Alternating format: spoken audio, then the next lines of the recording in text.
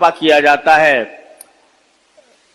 شور شغب کا، موسیقی کے ساتھ نبی کریم صلی اللہ علیہ وسلم کی نعتیں پڑھی جاتی ہیں موسیقی کے ساتھ، وہ موسیقی جس کو نبی کریم صلی اللہ علیہ وسلم نے ناجائز قرار دیا تھا، اس موسیقی کے ساتھ نعتیں پڑھی جا رہی ہیں۔ خواتین جن کی آواز کو سرکار دو عالم صلی اللہ علیہ وسلم کی ازواج مطہرات سے بھی یہ فرمایا گیا تھا کہ تم اپنی آوازیں پست رکھا کرو، اور جن کے بارے میں بعض فقہاء کرام کا بلکہ ایک شریعت کا یہ موقف ہے کہ عورت کی آواز بھی عورت ہے، یعنی آواز کو سننا غیر محرموں کے لیے لذت لینے کے لیے حرام ہے، لیکن وہ نعتیں پڑھ رہی ہیں اور نعتیں پڑھ کر اس کو پھیلایا جا رہا ہے، لوگ اس کو شوق اور رغبت کے ساتھ سن رہے ہیں۔ یہ سارے وہ کام ہیں جن کو نبی کریم صلی اللہ علیہ وسلم نے منع فرمایا تھا۔ اور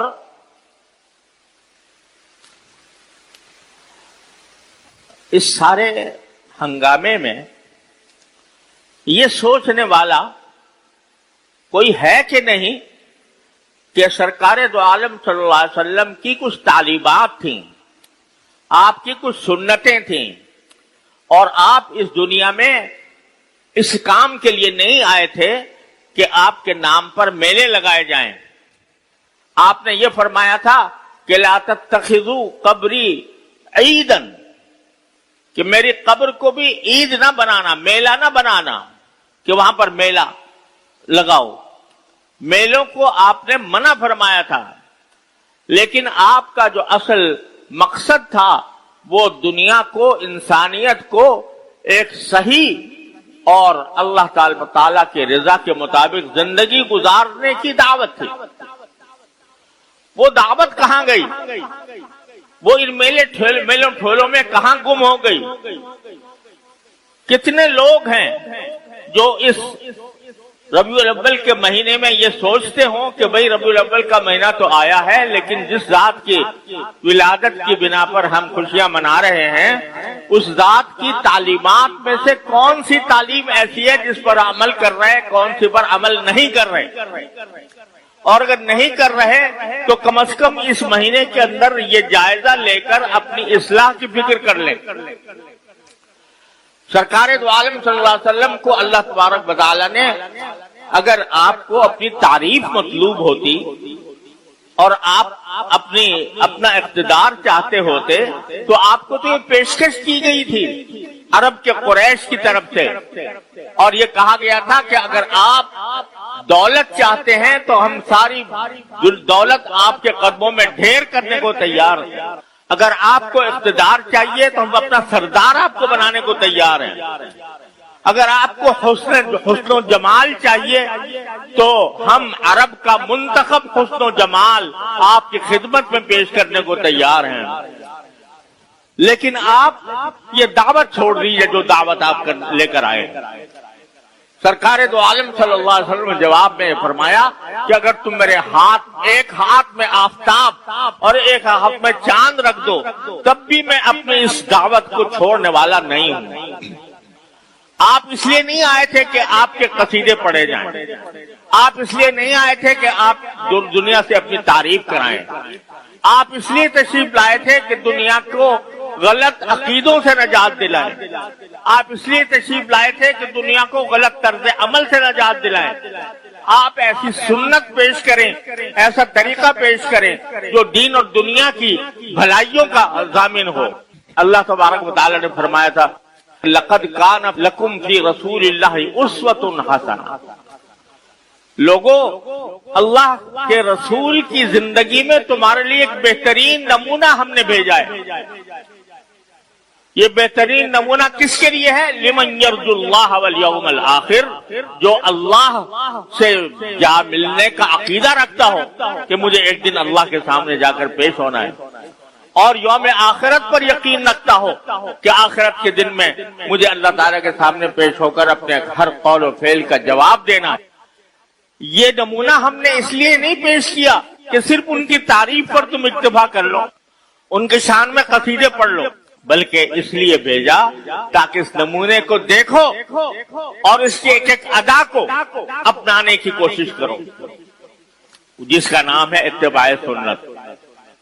تو اصل چیز، اصل مقصود ہونا یہ چاہیے کہ جب یہ ربیع الاول کا مہینہ آئے اور سرکار دو عالم صلی اللہ علیہ وسلم کی ولادت کا جو عظیم الشان اور جلیل القدر واقعہ یاد آئے تو انسان اپنا جائزہ لے اور یہ دیکھے کہ میں سرکار دو عالم صلی اللہ علیہ وسلم کی سنت پر کس طرح کتنا عمل کر رہا ہوں۔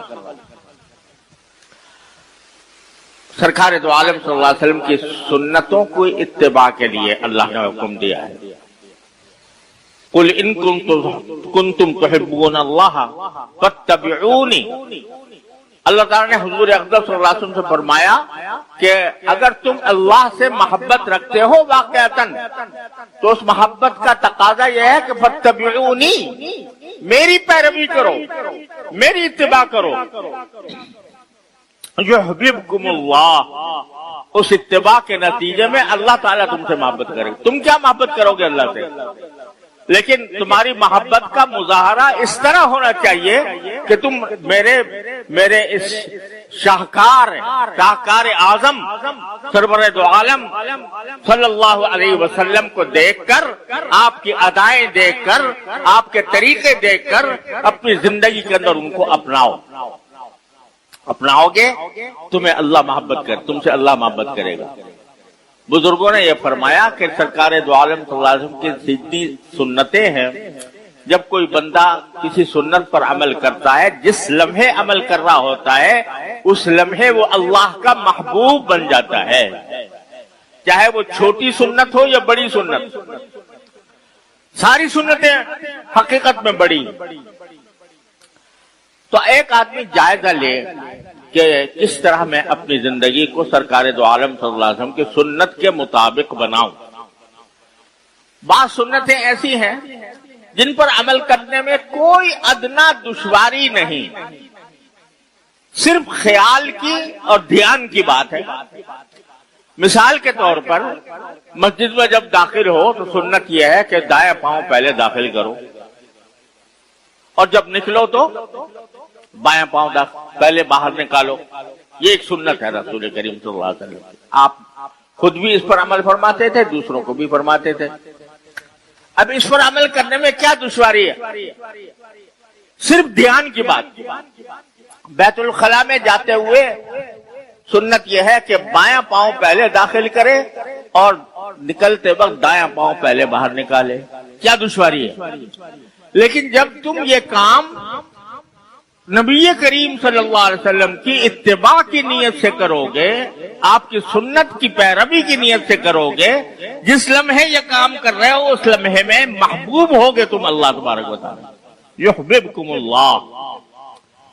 تو بعض سنتیں ایسی ہیں جو بالکل آسان ہیں، ان میں کوئی دشواری نہیں ہے، کوئی مسئلہ ہی نہیں، لیکن صرف دھیان کی بات ہے۔ پانی پیتے ہوئے بسم اللہ پڑھ کے پانی پیو اور پینے کے بعد الحمدللہ کہہ دو، کیا دشواری؟ لیکن دھیان نہیں ہے۔ جب کھانے بیٹھو تو بسم اللہ کر کے کھانا شروع کرو اور آخر میں اللہ تعالیٰ کا شکر ادا کرو، الحمدللہ الذی اطعمنا وسقانا وجعلنا